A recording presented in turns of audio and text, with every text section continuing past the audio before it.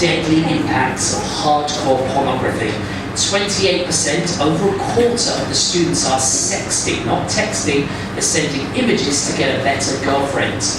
1/3 of the students are in full-on relationships, leading to our survey documents 4,000 medical terminations of pregnancies per month of teenage girls. Our survey is 16 to 19 and a few 20 to 21. 40% of the boys are watching violent porn. On average, they watch 40 rapes per week on their mobile.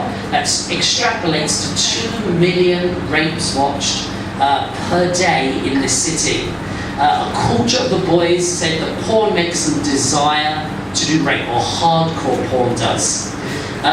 56% of the porn websites have anal and oral methods, and 67% of the boys said watching these inspires these methods. And the students are quite unaware that anal sex increases the chances of AIDS by 180 times. And similarly for syphilis and gonorrhea, it takes on average 20 years of someone's life. Smoking takes 7 years. This is 3 times as deadly as smoking, and yet it's advertised all the time.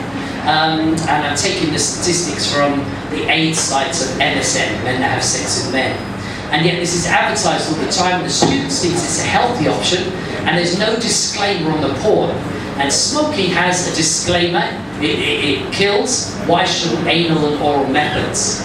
59% of the students said that porn inspires prostitution. 26% are using prostitutes. That means 1 in 8 girls, mostly from the lower income group, sell themselves to get money or for a job.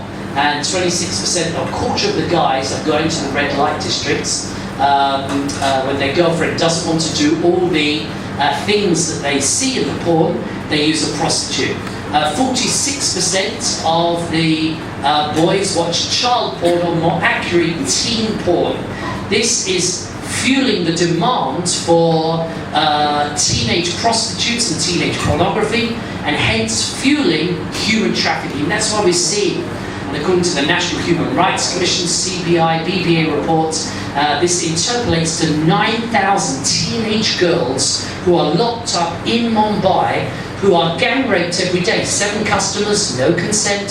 So we have 9,000 gang rapes per day in the city, and we would suggest it's grown to such level because of teenage porn. Now, what can we do about this? We made 3 recommendations. We did, number 1, the parents should use parental software or porn blocking apps to protect their children. Rescue challenges Daniel Webber, husband of Sunny Leon, to a public debate on TV or in a college, the pros and cons of porn. He teaches in England in the colleges for porn. I teach as an Englishman in the Indian colleges against porn.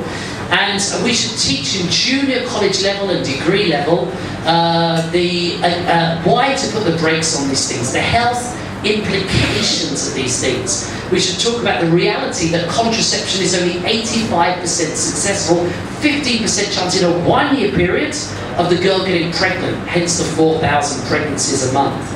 And lastly, we asked the government to put a law on 2 more things, on stopping the promotion of dangerous methods. You know, the IPC 377 was decriminalized last year, but now we're promoting this, and there's no disclaimer saying that it takes 20 years of someone's life.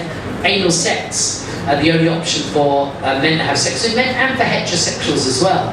And lastly, when they have blocked porn, thousands of sites, only the page is blocked. We suggest that any porn website that shows violence or teenage porn or anal oral or any of the hardcore pornography, the whole site should be blocked.